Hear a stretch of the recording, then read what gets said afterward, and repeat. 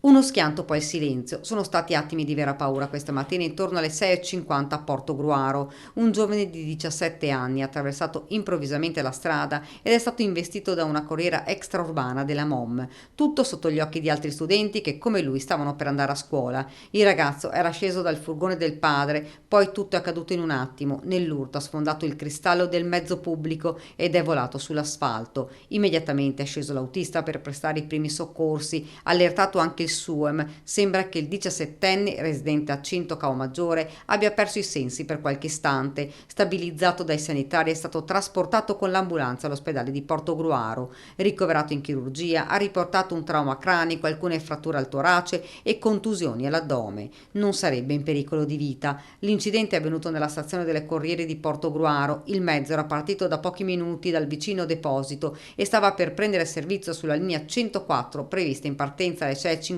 con destinazione Treviso. L'autobus aveva raggiunto l'autostazione e percorreva il tratto carrabile in corrispondenza della corsia 8. All'altezza dell'incrocio con la viabilità di ingresso al parcheggio adiacente all'autostazione, il ragazzo ha attraversato rapidamente la strada, venendo investito. Sul posto è intervenuta anche la Postrada di Portogruaro per ricostruire l'esatta dinamica del sinistro. La nostra azienda si è messa immediatamente a disposizione degli inquirenti. Ci rimettiamo alle autorità inquirenti che si stanno occupando dei rilievi. In questo momento, afferma il presidente MOM Giacomo Colladon, vogliamo solo esprimere la nostra vicinanza al ragazzo e ai suoi familiari.